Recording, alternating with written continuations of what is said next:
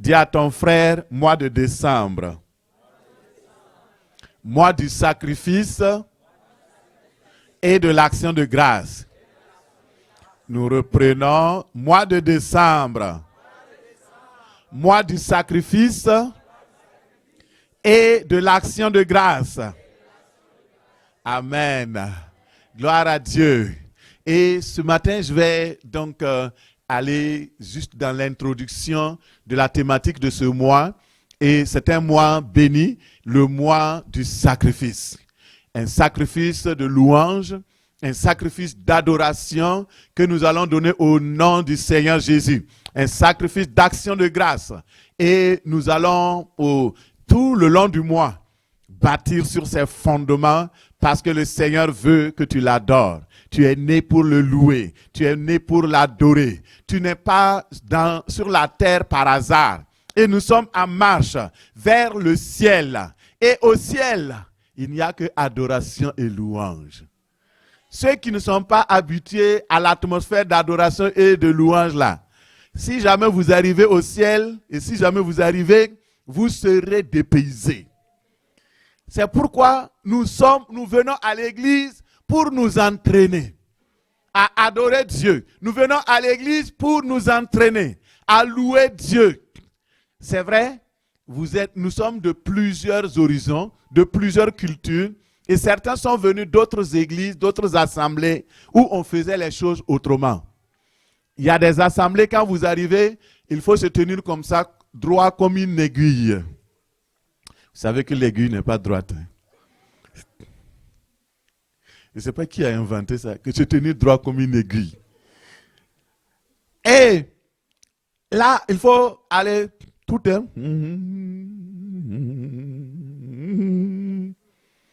Alors, ça c'est le cimetière. Nous, on a supprimé ça, on n'est plus dedans. Parce que Jésus-Christ est ressuscité. Quand nous venons dimanche, nous venons pour acclamer la victoire de Jésus, pour célébrer sa gloire. Et les assemblées, c'est encore plus amélioré. On va aller cantique numéro 1. Non, moi, c'est cantique 101. Donc, on chante. Tout ce que je dis là, ça ne veut pas dire que c'est mauvais. Hein. Je ne critique pas. Il y a des gens qui croient que non, on est en train de critiquer. Mais, mon ami, quand tu peux faire mieux là, il faut faire oui ou non. Et si tu n'as rien pour comparer, comment tu peux faire mieux? C'est pourquoi on donne des exemples pour aider. Ici, tu es venu, le Seigneur t'a amené dans l'église ici, peut-être même juste pour t'enseigner différemment les choses, pour que tu changes. Alors prends appui pour ça, parce que c'est mieux. C'est mieux. Regardez l'évolution de l'église. C'est de changement en changement jusqu'à ce que nous sommes parvenus aujourd'hui. Et l'église continue de se perfectionner jusqu'à ce que Christ revienne et nous cherche. Et ce que nous sommes en train de faire n'est pas parfait. C'est pourquoi on prêche sur le sacrifice et l'adoration. Et on va arriver au nom de Jésus. Il y a certains qui sont arrivés, ils ont mis donc un groupe musical. Le groupe musical fait une prestation, c'est comme un concert, les gens viennent et ils écoutent. Ça aussi, ce n'est pas de l'adoration. L'adoration véritable amène le peuple de Dieu dans la présence de Dieu pour que chacun devienne cet adorateur en esprit et en vérité qui adore le Seigneur. Et il y a un jour d'adoration qui a été dédié pour tout le monde. Le dimanche, on vient et on l'adore. Dis à la personne à côté de toi, apprends à adorer Dieu. Apprends à le louer. Alléluia. Et tout ce mois de décembre là, nous sommes là pour un apprentissage. Les vieilles méthodes que nous avions là, on va laisser ça tomber et prendre les bonnes méthodes. C'est important. Sinon, on ne va pas arriver. Sinon, on ne va pas évoluer. Vous savez, c'est dans la louange que Dieu agit. C'est dans l'adoration qui se manifeste. Lorsque l'atmosphère est tellement favorable, dans la louange et l'adoration, vous allez voir les prophéties, les miracles, les guérisons. Vous n'avez même pas besoin de demander. Ça vient seulement, ça pleut, ça pleut, ça pleut, ça pleut. Est-ce qu'on veut une église réveillée? Une église où il y a la puissance de Dieu? une église où il y a la guérison, une église où le rhéma sort, une église où la puissance de Dieu se manifeste. Le secret, c'est l'adoration. Le secret, c'est la louange. Et on va démystifier louange, adoration, parce qu'il y a des gens qui croient que louange, adoration, c'est chanter. Désormais, et on va faire une démonstration à la fin. On va mettre des micros. Donc, chaque dimanche, prenez des micros, achetez-les, des micros baladeurs. On va mettre un micro. Bon, en attendant, mettez au moins 3 micros à la disposition de l'assemblée. Au moins, chaque rangée, on a 4 rangées, donc un micro. Ou, pendant l'adoration, quelqu'un peut prendre le micro et commencer à adorer Dieu. Nous ne sommes pas une église fermée. Il y a des églises, ils ont fait ça, on leur a enseigné, ils ont pris, c'est des gens spécifiques qu'on choisit. Pour eux, c'est eux seuls qui peuvent adorer. Les autres là, bon, attendez d'abord. La liste est longue. Non. Tu es là, tu es qualifié. Si tu sens que la louange monte, si tu sens que l'adoration monte, juste faire un signe, les micros vont être positionnés. Tu prends, tu peux te mettre à genoux. Seigneur, je t'adore, je te loue, je te bénis. On va montrer toutes les différentes positions. Au Québec, ici, nous sommes trop... On m'a dit de ne plus parler du Québec, mais je vais parler parce que je suis pasteur québécois pour les Québécois. Et s'il y a des choses qui ne vont pas, il faut le dire et corriger. Voilà. Il faut corriger. Au Québec, ici, nous ne sommes pas prompts à adorer Dieu et à nous humilier. On est toujours comme ça. Et quand nous allons, par exemple, dans les provinces anglophones, les gens se couchent. Ils adorent. Il faut qu'on dise la vérité. Et quand je dis Québécois, ce n'est pas les Québécois blancs, c'est les Québécois noirs comme toi et moi aussi. Voilà, quand je dis Québécois là, tu es au Québec ici, tu es habitant du Québec, tu es résident du Canada au Québec, tu es Québécois. Revendiquez votre identité de Québécois. À la mairie là, tu as voté, non?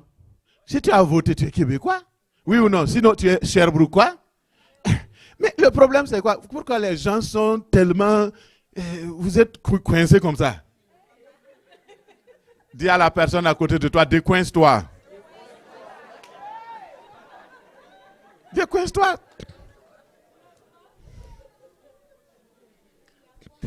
Alléluia. Dans la présence de Dieu, il y a la joie.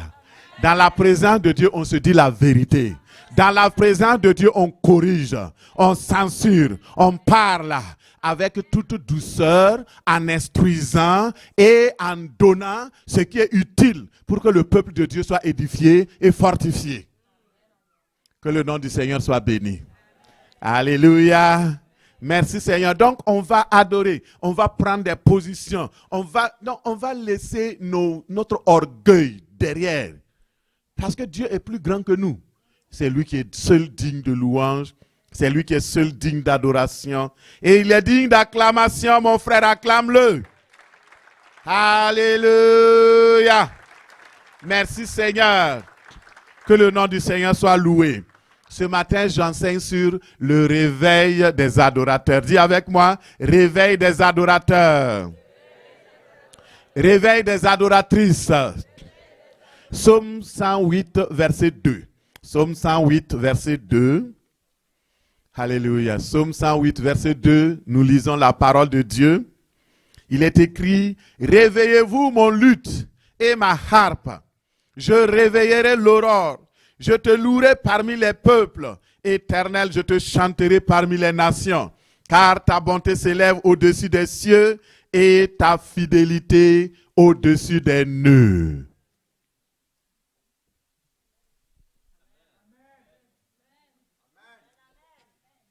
Et je recommence.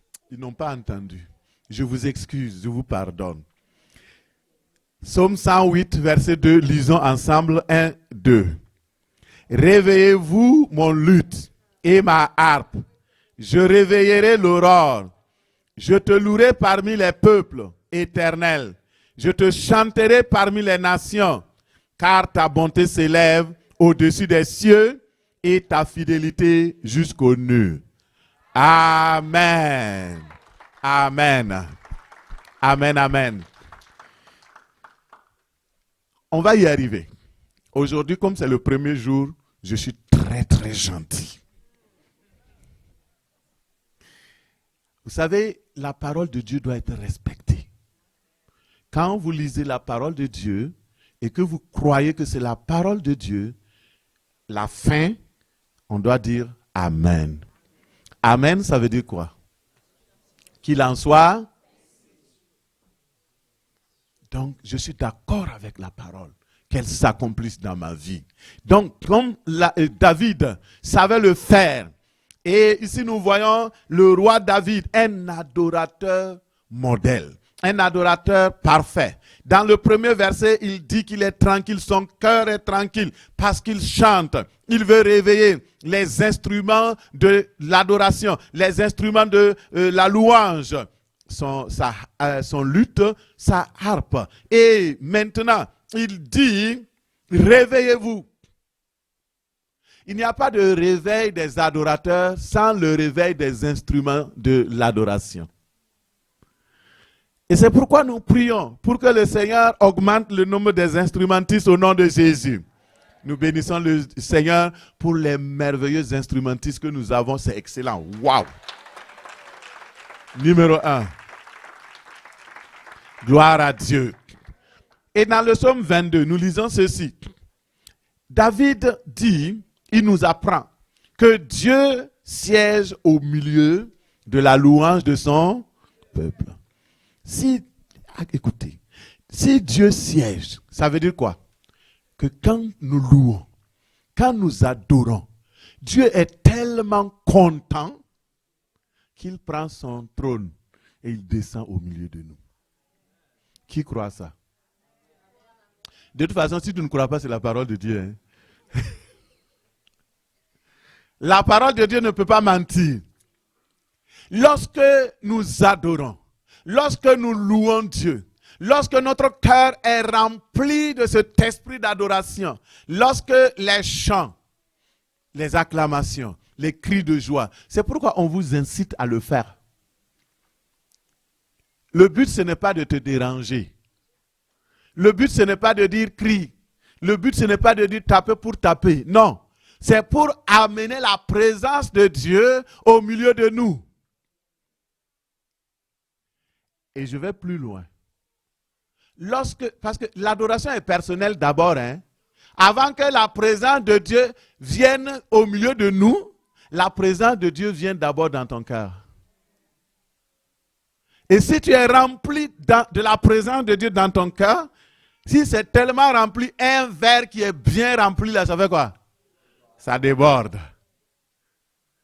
La joie du Seigneur a débordé. Si tu viens vraiment avec un cœur sincère, tu te lèves le matin, tu dis, Seigneur, je vais à un culte d'adoration. Je viens pour le louer. Seigneur, permets que quand je vais arriver, mon adoration monte. Alors, le Seigneur vient et il siège d'abord dans ton cœur. Et il siège aussi au milieu de nous. Non seulement en toi, mais parmi nous. Et lorsqu'il vient, il y a une traînée. Alléluia. Lorsque Ésaïe l'a vu, il dit, les pans de sa robe remplissaient le temple. Quand Dieu vient, il vient avec qui? Les anges. Alors, si vous voulez voir le service des anges dans l'église, le service des anges dans votre maison, louez le Seigneur. Entre parenthèses, louer le Seigneur, ce n'est pas de mettre une bonne musique d'adoration dans son auto ou bien dans sa maison. Ça, c'était écouter de la louange. Dis à la personne à côté de toi, écouter de la louange, c'est différent de faire la louange. Déjà, quand vous écoutez les louanges, ça vous fait du bien, oui ou non? Ce n'est pas mauvais. Mais si vous-même vous entrez dans l'atmosphère de la louange que vous louez vous-même, ça va faire mieux. Ah, pasteur, je ne sais pas chanter, mon frère. Adorer, louer, ce n'est pas chanter. Tu as la bouche. Tu ne sais pas chanter. Tu as des mains. Tape des pieds, danse. Loue ton Dieu. Tu n'es pas plus que le roi David. Il dansait pour le Seigneur. Ce qu'on ne veut pas, ce sont les danses bizarres. Où on se déhanche avec des positions bizarres. Pour que les gens te regardent, tu as ta récompense. Il y a des gens qui viennent pour se louer. Je me loue, je te loue, je me loue. Non, c'est bon, merci beaucoup. On dit de venir louer Dieu. Toi, tu viens pour te présenter. Tu enlèves phase. Tu enlèves phase. Ah, parce qu'on a dit que David a dansé. Toi aussi, tu viens. Non, mon frère, il faut danser. Il y a des danses même. Quand tu danses là, le ciel est content. Le Seigneur dit, voici ma fille. Elle est sérieuse. Elle est contente. Voici mon fils. Alors, ange Gabriel, descend rapidement. Les cadeaux, les cadeaux, les cadeaux. Préparez, préparez, donnez. Alléluia. Il y a un secret dans la louange que nous allons révéler. Et mon frère, ma soeur, écoute, David était un roi et sacrificateur. Il dansait pour le Seigneur. Il louait Dieu. Aujourd'hui, nous parlons du réveil des adorateurs et des adoratrices. Mon frère, ma soeur, il y a une vérité que tu dois saisir. Tant que tu ne vas pas réveiller la louange et l'adoration dans ta vie restera comme une nuit sans espoir, l'ombre de toutes les problématiques et des défis. Mais lorsque tu comprends que Dieu agit dans la louange et que tu réveilles ta louange, tu réveilles l'adoration dans ta vie, ce qui va se passer, le découragement va partir, l'anxiété va disparaître, la dépression ne sera plus nommée dans ta vie. Pourquoi? Parce que tu sais adorer. Apprends un peu les cantiques, même si tu ne les connais pas. Et puis, nous avons les vendredis soirs. Le groupe de louanges répète ici. Tu ne sais pas chanter les cantiques. Viens, prends ton auto, viens stationner, viens t'asseoir. Dis au groupe musical, je suis venu pour chanter avec vous. Je vais apprendre les chants. Alléluia. C'est à 18h que ça dépasse, que ça commence. Venez, apprenez à louer Dieu. C'est tellement important. Et le matin, nous avons le cri matinal. Beaucoup de personnes ratent cette bénédiction et parce que vous ne comprenez pas l'importance. Que le Seigneur nous aide au nom de Jésus. À quoi ressemble ta vie ce matin? Est-ce que ta vie ressemble à une nuit infinie? Problème sur problème. Tu as quitté tel problème. Un autre vient. Tu as quitté tel problème. L'autre vient. L'autre vient. Mon frère, tu as essayé, tu as prié, tu as gêné. Ça ne marche pas. Et c'est la louange et l'adoration. Tu verras. Il y aura un changement au nom de Jésus. Ça va changer. Parce que Dieu ne peut pas échouer. Dans la louange, l'adoration, ton soleil se lèvera. Ta vie changera. Tes difficultés disparaîtront. Parce que le Dieu de victoire habite dans la louange et l'adoration de son peuple. Il y a un secret que je vais vous enseigner très brièvement parce qu'on va revenir là-dessus prochainement. Je parle du relèvement de la chute du tabernacle de David. Et quand on parle de tabernacle ou de la tente de David ou de la maison de David, nous parlons de quelque chose de très sérieux. C'est pourquoi je parle encore de nous les Québécois qui sacrons. Souvent, on va dire tabernacle et ils le disent tellement mauvais que ça devient une injure. Parce qu'à un moment donné, donc nous autres, nous sommes sortis de l'église catholique et tout ce qui était considéré comme saint, on insulte ça, on blasphème. Et c'est pourquoi je voudrais inviter chacun de nous à faire attention quand nous prononçons des mots qui sont sacrés. Le tabernacle de David, c'était une tente qui abritait l'arche de l'alliance. La présence de Dieu. C'est sacré. On ne peut pas s'amuser avec ces choses-là. Et même si ces choses semblent être lointaines par rapport à nous, ce n'est pas vrai. Elles sont toujours là. Et le Seigneur parle du relèvement de la tente de David, c'est-à-dire le réveil de l'adoration et de la louange. Lisons un verset pour commencer cette introduction. Lisons dans Actes 15, 16. C'est le Nouveau Testament, ce n'est pas l'Ancien Testament qui parle de ça. Acte 15, 16 nous dit, « Après cela, dit le Seigneur, je reviendrai et je relèverai de sa chute la tente ou le tabernacle de David. J'en réparerai les ruines, je la redresserai, afin que le reste des hommes et des femmes cherchent le Seigneur, ainsi que toutes les nations sur lesquelles mon nom est invoqué, dit le Seigneur qui fait toutes ces choses. » Que le Seigneur bénisse sa parole au nom de Jésus. Le tabernacle dont il est question ici dans Actes 15, 16, c'est une citation de Amos 9, verset 11, qui a été reprise. Le tabernacle de David, c'est la maison de Dieu, ouverte à tous, juifs, païens, non-chrétiens, chrétiens de toute origine, qui cherchent, qui viennent chercher Dieu par le service, par l'adoration. Et le tabernacle existait physiquement au temps de David. Mais après, ça a été pris en ruine. C'était démoli, détruit par les guerres, par les invasions, par toutes sortes d'affaires. Et lorsque le tabernacle de David a été détruit, bien sûr qu'avant ça, je passe parce que je parle à des personnes qui connaissent un peu la Bible. Et je dis, il y a eu un temps la construction du temple de Salomon, où donc l'arche a été transférée à l'intérieur du temple. Et après, il y a eu des ruines, il y a eu plein de choses qui se sont passées. Et le service de louange et d'adoration a été interrompu. Et Dieu dit, avant que le Seigneur Jésus-Christ revienne, il y aura un grand réveil.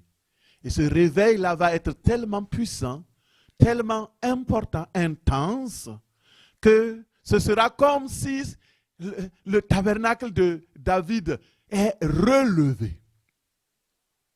Ça veut dire quoi le tabernacle de David? 1 Chronique 15, verset 1 nous dit, David se bâtit des maisons dans la cité de David. Il prépara une place à l'arche et dressa une tente pour elle. Le temple d'adoration, le temple était triangulaire. Et ce temple-là, nous allons voir la triangulation justement de ce temple, de ce tabernacle aujourd'hui. Regardons rapidement la triangulation de ce temple-là. Mon frère, ma soeur, qu'est-ce qui se passait sous la tente? C'est de cette triangulation que je veux parler maintenant. Je prie que le Seigneur te donne de saisir toute la puissance, la révélation de la tente du tabernacle de David ce matin au nom de Jésus. Parce que c'est cette triangulation que nous allons mettre en place dans toutes les églises de la mission Rehoboth International, source de vie. Et nous allons entrer dans une profondeur dans l'adoration et la louange. Il se passait premièrement, donc quand vous prenez un triangle, il y a un sommet, il y a la base, il y a 3 coins.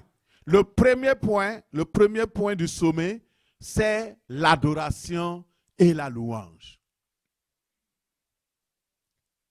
Sous la tente de David, dans le tabernacle du témoignage, il y avait la louange et l'adoration.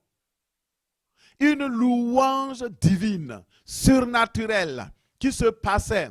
Prenez le verset, je n'ai pas le temps ce matin, 1 Chronique 25, 6. Il dit, tous ceux qui étaient sous la tente, sous la direction de leur père, alors pour le chant de la maison de l'Éternel, avaient des cymbales, des luttes, des harpes pour le service de la maison de Dieu. apporte ta harpe, ta lutte, tes cymbales, viens louer le Seigneur. L'autre côté du triangle, j'aurais pu faire une représentation visible. Et il se passait quoi? Il se passait la prière. Pas une prière d'intercession, mais une prière qui invoquait le nom du Seigneur, qui proclamait les vertus du Seigneur, qui déclarait qui est Dieu et qui célébrait le Seigneur. Des prières. Et il y avait le témoignage. Prière, témoignage. Prière, témoignage. Et troisième coin, c'est le service. Le service est tellement important. Parce que quand nous venons adorer, en fait, chacun de nous vient le matin, normalement c'est pour venir servir Dieu. Nous venons pour servir le Seigneur. Je ne suis pas venu pour un spectacle. Je ne suis pas venu pour regarder mon voisin louer ou adorer. Je suis venu pour servir Dieu, pour servir celui qui m'a créé. Et le service peut prendre différentes formes. Dans l'Ancien Testament, le service, c'était de venir sacrifier un animal. C'était pour venir offrir des fleurs, offrir donc de la farine, des instruments de l'huile, toutes ces choses pour les sacrifices. Et il y avait des personnes qui étaient à la porte pour accueillir les gens, ce qu'on appelle les portiers. Il y avait d'autres qui étaient là pour la louange, pour les instruments. On vient pour servir. Et tu dis, non, moi, je n'ai pas de lutte là, je n'ai pas de guitare, j'ai pas... Tu as ta main, tu as tes pieds, loue le Seigneur. Alléluia. Servir le Seigneur. Le service. Est-ce qu'on ça va? La tente de David, le tabernacle, il y a 3 niveaux. La Bible nous a donné la forme, c'est triangulaire. Il doit y avoir une triangulation. Et tous ces triangles vont croiser pour amener un sommet. Le sommet qui est l'adoration, la louange et l'action de grâce. Et tout cela, ça se passe dans un temps de sacrifice. Alléluia. Quand la louange devient sacrifice. Nous allons voir ça la semaine prochaine. Le groupe, les techniciens vont nous préparer une capsule que nous allons projeter tantôt. Dès que vous serez prêts, vous allez me dire. Et ce matin, nous allons replonger dans une réalité où le Seigneur vient vraiment nous donner la grâce de le louer, d'atteindre le ciel. La louange est la seule chose, lorsque vous la faites sur la terre, ça arrive rapidement au ciel. Parce que le ciel est là pour recevoir nos louanges. Alléluia. Et ce matin, tu as été formé pour louer. Tu as été créé pour adorer. Le ciel attend ta louange. Le ciel attend ton sacrifice. Et dès que vous êtes prêts, juste levez la main. Amen. Donc, nous allons regarder, parce qu'il y a un message qui nous avait été prêché, éteigner toutes les lumières. Je vais m'asseoir, on va écouter, et nous allons, parce que c'est un message prophétique sur l'église ici, et nous devons écouter. Allons-y. Quatrièmement, nous sommes, troisièmement plutôt, non, on est rendu déjà en 4. Nous sommes par le miracle de la nouvelle naissance. Désormais, nous sommes des sacrificateurs et nous sommes des rois. C'est vraiment une façon de se voir qui est totalement différente de la plupart d'entre nous qui pensons que nous sommes très faibles, que nous n'avons aucun pouvoir, que nous ne pouvons pas faire grand-chose dans le royaume de Dieu. Mais écoutez, vous êtes, si vous êtes vraiment les nouveaux, vous êtes des sacrificateurs et vous êtes des rois. Et vous avez ça dans 1er Pierre, justement le 5e chapitre, où il est écrit que vous êtes une nation sainte, un peuple élu, et vous êtes des sacrificateurs ayant un sacerdoce royal. Sacerdoce royal, c'est selon le rang de Melchisédek. Nous ne sommes plus sur le rang lévitique. Le rang lévitique est terminé. Le voile s'est déchiré lorsque Christ est mort sur la croix de Golgotha, signifiant que l'ancienne alliance était terminée et que tout le système sacerdotal lévitique était terminé. Et Jésus-Christ, lorsqu'il est ressuscité d'entre les morts et qu'il est monté au ciel pour faire l'aspersion de son sang sur le propitiatoire, le couvercle de l'arche de l'Alliance qui est dans le lieu très saint là-haut dans le ciel, l'a fait selon le rang sacerdotal de Melchisédek.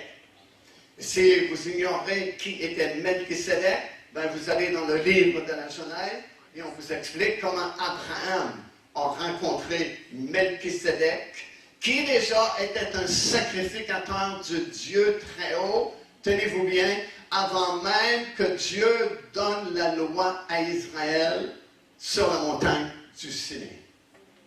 C'est fort, ça. Et ce ministère, selon le rang de Melchisédek, c'est un sacerdoce supérieur au rang lévitique. Et croyez-le ou non, vous êtes selon le rang de Melchisédek, chacun de vous qui êtes vraiment sauvé, né de nouveau, ici, dans cette salle, ce matin. Vous êtes un sacrificateur selon le rang de Melchisédek, et c'est un ordre royal, puisque Melchisédek, non seulement était-il un sacrificateur, mais il était roi de Salem. Salem, c'est l'ancien nom de Jérusalem. Alors, il était roi et il était sacrificateur, chose impossible sous la loi de Moïse, parce que c'était deux ministères complètement séparés. Les rois venaient de la tribu de Juda, et si tu étais de la tribu de Juda, tu pouvais devenir un roi, mais tu ne pouvais pas devenir un sacrificateur. Les sacrificateurs venaient de la tribu de Lévi.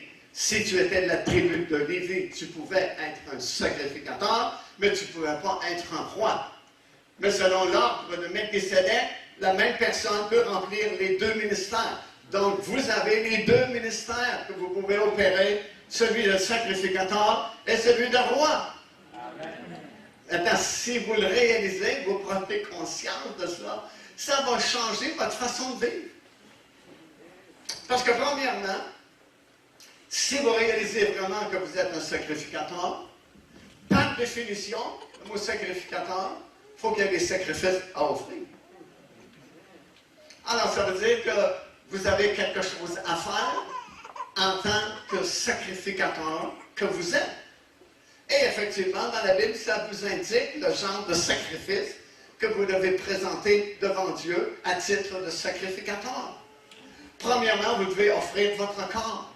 C'est dans Romains chapitre 12.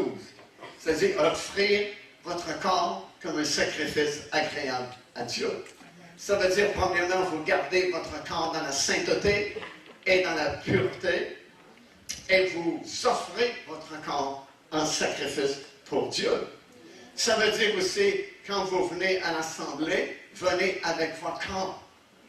Les gens souvent disent, on est avec vous en esprit. D'accord? Mais amenez donc aussi votre corps, parce que c'est plus facile de prêcher à des corps que de prêcher à des esprits. Deuxièmement, vous devez offrir le sacrifice de louange. Ça, c'est dans Hébreux chapitre 13. Ça dit d'offrir le sacrifice de louange. En tant que sacrificateur, lorsque vous venez à la réunion, c'est votre responsabilité d'ouvrir votre bouche et de louer l'Éternel. C'est un sacrifice qui est agréable à Dieu là-haut dans le ciel, dans le temple céleste. C'est votre travail, c'est votre responsabilité. Dans la plupart des églises modernes, on a perdu la louange. Il n'y a plus de louange. On a laissé ça. On a laissé la responsabilité au groupe de chanteurs, de musiciens. C'est bien le travail qu'ils font. Ils chantent, ils vont jouer de leurs instruments, mais Dieu veut entendre les mots, les paroles de votre cœur qui sortent de votre bouche. D'ailleurs, il vous l'explique dans Hébreux chapitre 13, c'est-à-dire, dit-il, le fruit de vos lèvres qui confessent son nom. La Bible dit également, de l'abondance du cœur, la bouche parle. Alors quand le pasteur, le conducteur de char demande à l'assemblée, louons le Seigneur, et tu n'entends pas de bruit, tu n'entends pas de paroles de louange qui sortent de la bouche des gens dans l'assemblée, tu te poses des questions à savoir qu'est-ce qu'ils ont dans le cœur. Parce que la Bible dit de l'abondance du cœur, la bouche parle.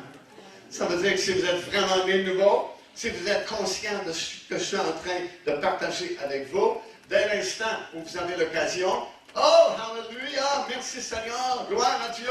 Et si tu ne sais plus quoi dire en français, loue-le dans ces langues surnaturelles que tu as reçues lorsque tu es baptisé du Saint-Esprit. En réalité, la plupart de nos prières, la plupart de nos louanges devraient être en langue surnaturelle, parce que lorsque nous prions dans ces langues nouvelles, nous prions directement selon la volonté de Dieu. Parce que c'est poussé par le Saint-Esprit qui, lui, selon l'enseignement que Paul nous donne dans l'Épître aux Romains, sonde les profondeurs de Dieu. Comprenez-vous? Le Saint-Esprit qui est en vous maintenant sonde les profondeurs de Dieu.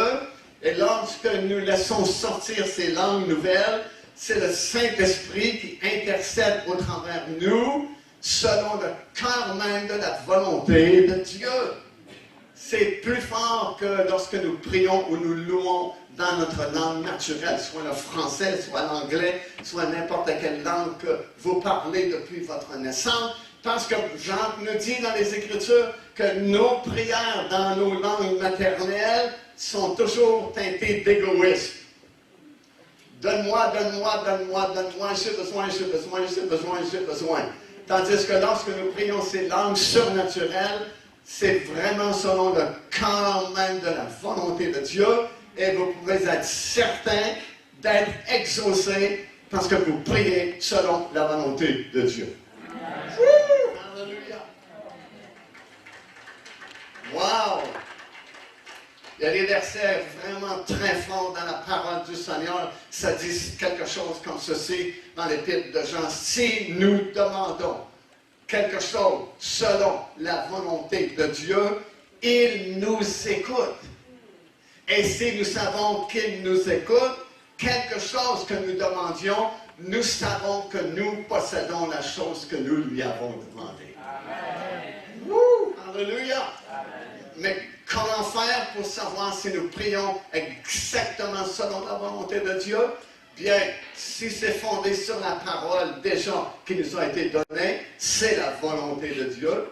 Si nous ne sommes pas certains, parce qu'on ne trouve pas un verset précis pour le besoin que nous avons, ben parlons dans ces langues nouvelles, parce que nous sommes certains alors de prier dans le cœur de la volonté de Dieu, parce que c'est l'Esprit lui-même qui prie pour nous, qui intercède pour nous.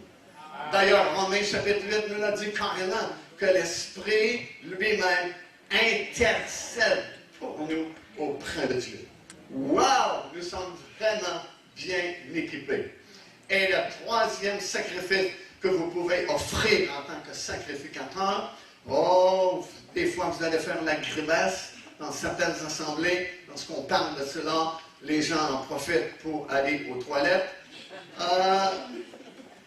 Le troisième sacrifice, c'est votre libéralité.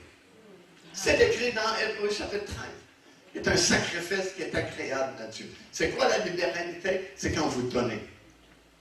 Charles Finney, qui était un grand révivaliste dans les années 1800 quelques, vers les années 1900 aux États-Unis d'Amérique, avait dit, la dernière chose qui est convertie chez un être humain, c'est son portefeuille. Pourquoi c'est si dur de donner? Parce qu'on a travaillé pour l'argent que nous avons. On a sué, on a transpiré pour gagner un salaire, et puis on ne veut pas donner facilement l'argent parce que ça fait partie là, de nos sueurs, du travail que nous avons fait. On a gagné cet argent-là à la sueur de notre front, comme nous disons. Alors, on ne veut pas se départir facilement de cet argent, surtout pour des choses de l'Église. Oh, on est prêt à dépenser énormément pour de la bouffe dans les restaurants. On est prêt à dépenser beaucoup d'argent pour beaucoup de plaisir qu'on peut se procurer dans le monde. Mais lorsque on demande un soutien financier pour un ministère, tout à coup, la grimace se fait sur notre visage. Et on a beaucoup de difficultés à donner. Mais si vous êtes conscient que vous êtes un sacrificateur, vous avez un sacerdoce, et que ça fait partie des sacrifices spirituels que vous pouvez offrir et qui sont agréables à Dieu, ben, quand on fait une demande pour un fonds, pour de l'aide financière, vous allez le donner avec joie, comme la parole de Dieu nous l'a dit et qu'on a entendu ici ce matin. Pourquoi? Parce que ça plaît à Dieu. C'est pas que Dieu a besoin de votre argent. Au ciel, il n'y a pas d'argent. Alors vous donnez pour que l'œuvre de Dieu ici-bas puisse s'accomplir. L'évangile est gratuit. La Bible dit, vous avez reçu gratuitement, donnez gratuitement. Mais pour donner, ça prend quelque chose. C'est comme l'eau à la maison. L'eau, c'est gratuit, mais il faut lui payer pour les tuyaux pour transporter l'eau. Alors, l'évangile, c'est gratuit, mais il faut payer pour avoir les moyens de véhiculer ce message-là partout dans le monde. Alléluia! Et c'est notre responsabilité en tant que sacrificateur.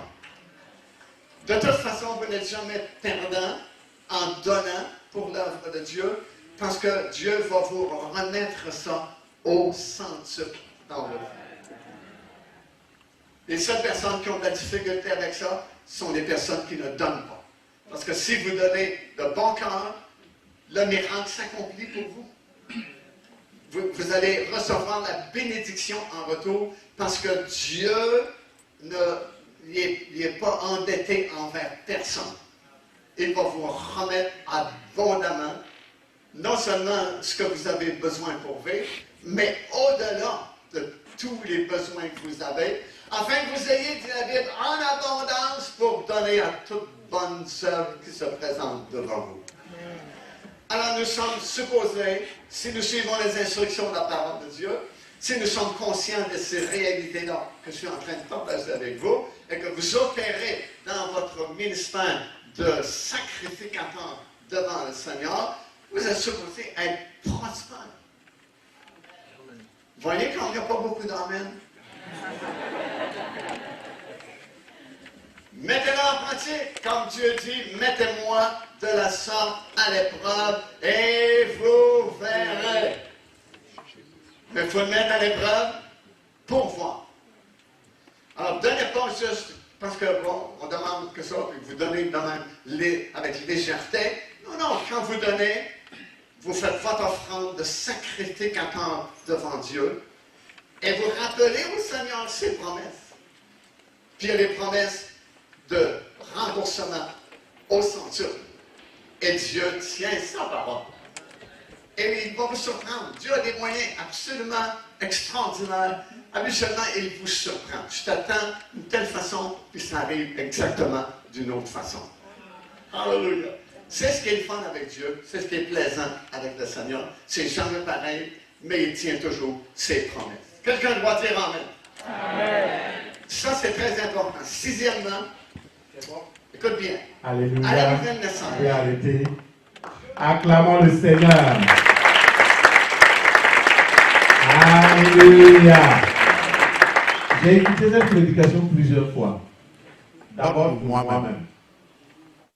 Parce que je sais que si le Seigneur a envoyé son serviteur pour nous parler d'un moyen qui peut nous aider à atteindre le cœur de Dieu et à satisfaire Dieu, le sacrifice, et c'est important que nous mettons tout cela en application.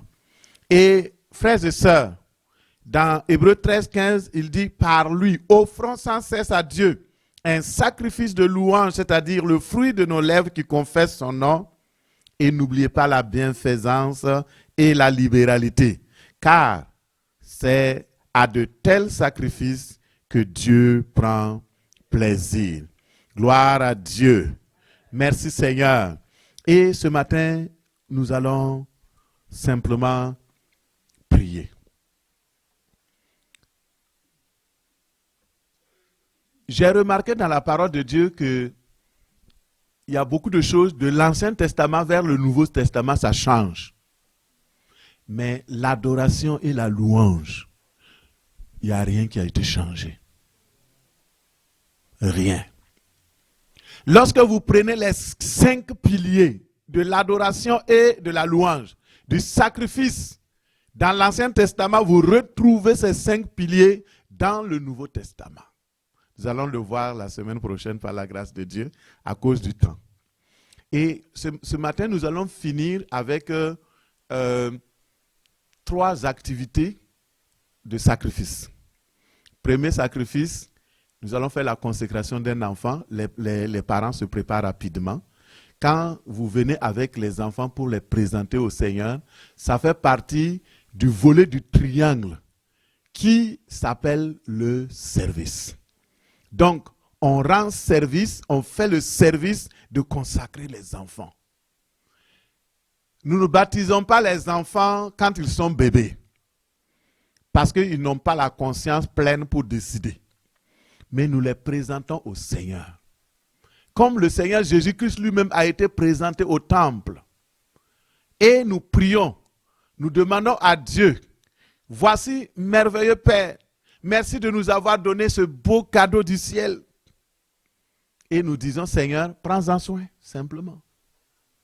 Et nous prions que quand l'enfant va grandir, quand l'enfant va devenir vieux, qu'il choisisse Jésus-Christ comme Seigneur et Sauveur personnel.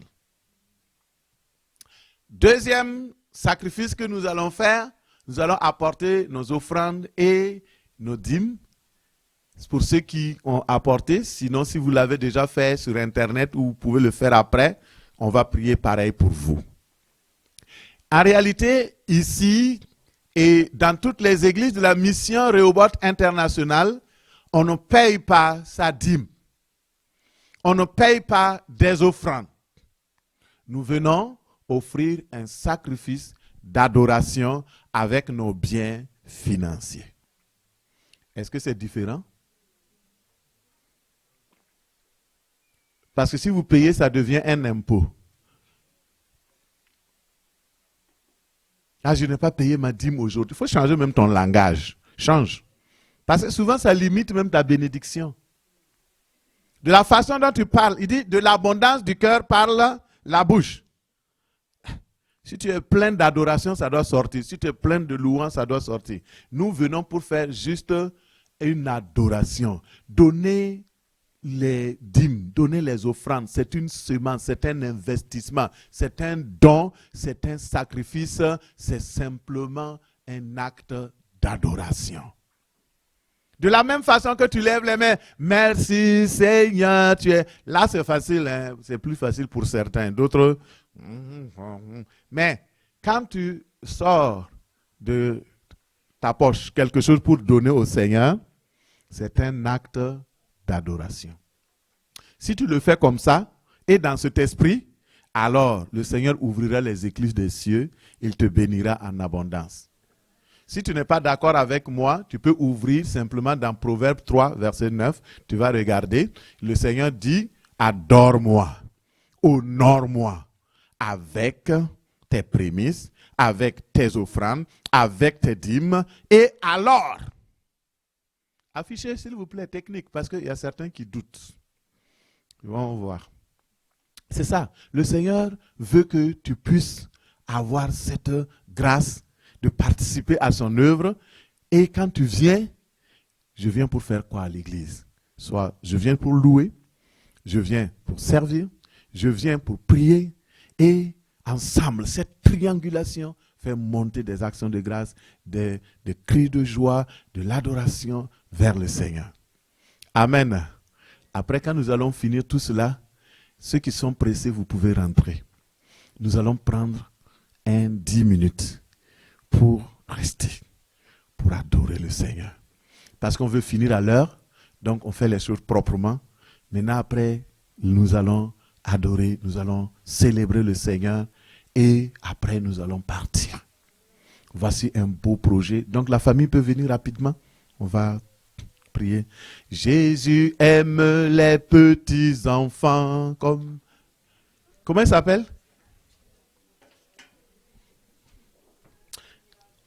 Ah, parce que c'est un nom composé.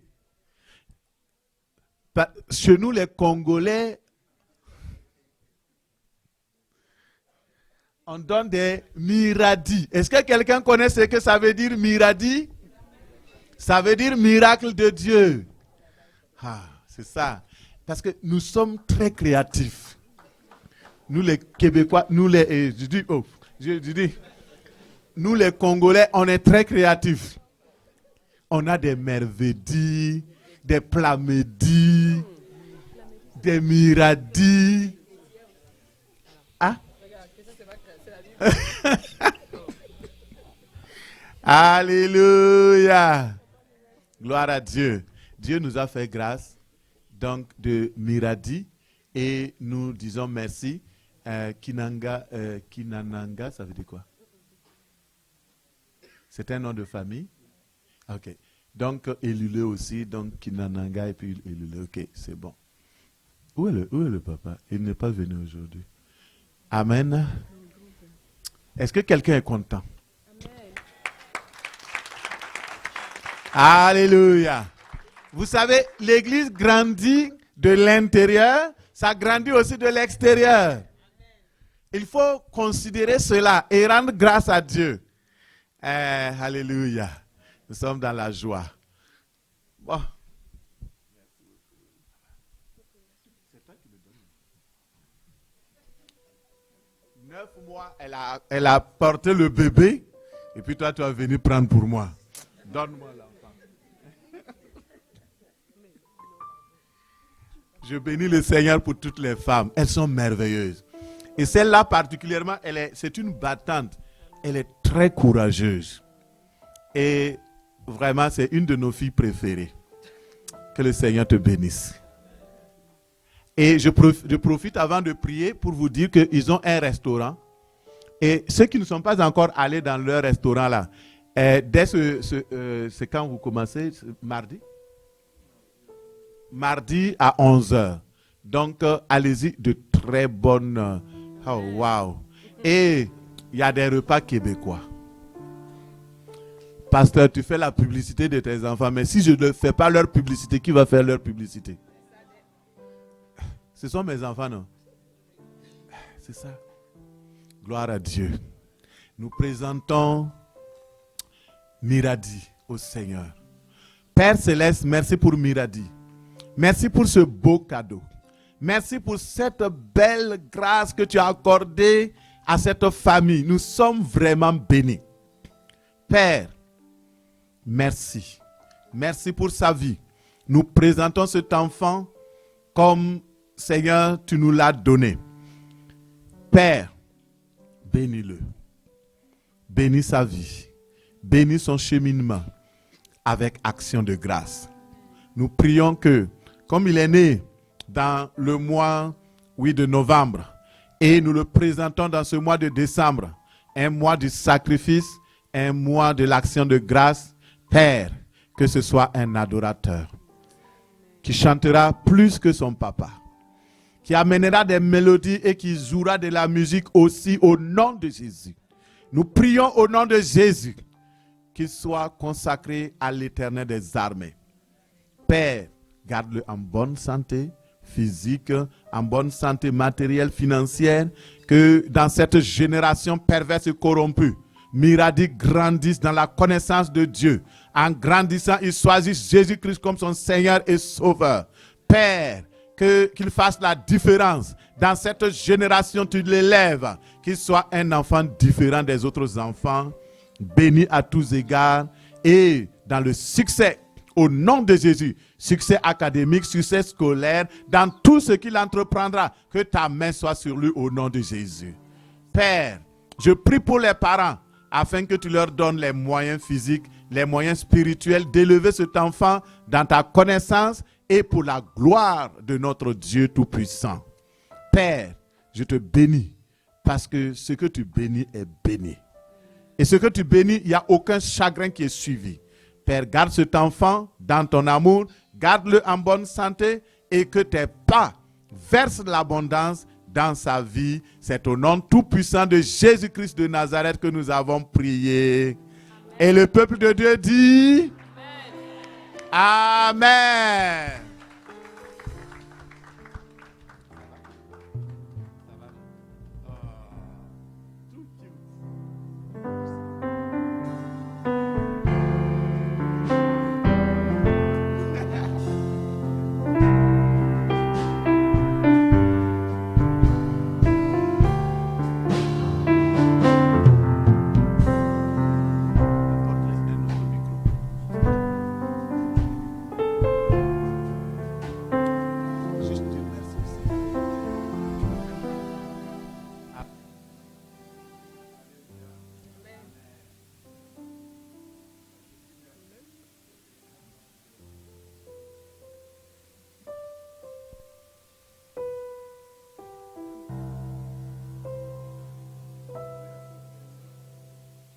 Dieu m'a donné 5 garçons. Amen. Le papa des 5 garçons, c'est pas facile. Donc, une grande garderie à la maison. Que Dieu nous fortifie, que Dieu nous donne la force. Et merci à vous aussi de nous soutenir dans la prière. C'est pas facile d'élever les enfants. Sans le Seigneur, on ne peut rien faire. Et merci à tout le monde. Et merci à ma femme aussi pour ce beau cadeau.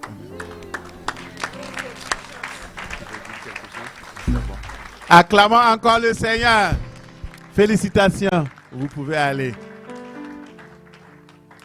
Bon, maintenant tu vas préparer ton enveloppe. Et nous allons prier. C'est que l'évangéliste Mario Machicotte a dit. Il dit que c'est le moment où les gens vont à la toilette. Fermez la porte, personne ne sortira.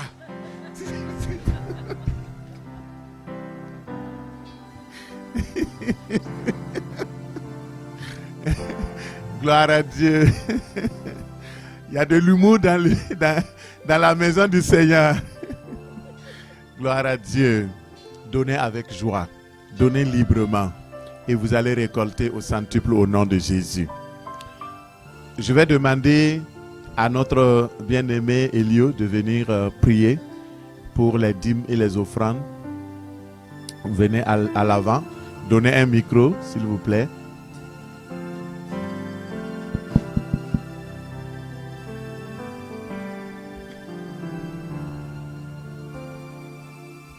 Merci, Père. Ce temps que nous avons eu ce matin. Merci parce que tu nous as parlé à nos cœurs. Merci parce que tu es le Dieu de gloire. Seigneur, nous voulons nous donner ce qui te revient. Mais en réalité, Seigneur, tout t'appartient. Même nous t'appartient. À qui d'autre, Seigneur, prions-nous qu'à toi? C'est toi qui es la parole. C'est toi qui es la vie éternelle. Je te demande de bénir tous ces dons, ces dîmes, même ceux qui ne sont pas capables de donner. Même si vous donnez rien qu'une pièce de monnaie, comme l'exemple qu'on a dans la parole, la femme avait donné une pièce de monnaie. Si vous avez une pièce de monnaie qui traîne dans votre poche, donnez-vous pas. Le Seigneur en a besoin aussi. Je demande, Père, de toutes ces personnes, dans le nom de Yeshua, notre Messie. Amen. Amen. Gloire à Dieu. Merci Seigneur. On va reprendre le répertoire du matin.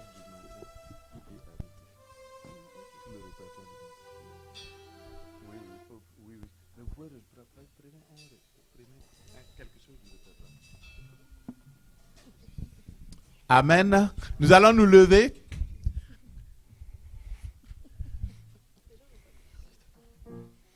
Merci Seigneur. Et nous allons prier et rendre grâce à Dieu. Et comme si vraiment vous êtes, le temps est arrivé, donc nous sommes à la fin du culte. Donc, si vous sentez que vous avez un programme, juste saluez votre frère, votre sœur, et puis bénissez-le. Si l'accueil peut saluer les gens qui sortent, au moins pour leur dire au revoir, les bénir. Et ceux qui ont encore 10 minutes, vous pouvez rester. On va louer le Seigneur. Ne vous gênez pas du tout. Si vous partez, personne ne va vous juger. Donc, soyez vraiment, vraiment libres. Au nom de Jésus. Amen. Nous prions, Seigneur, merci pour ce beau moment que nous passons en ta présence et que nous continuons de passer.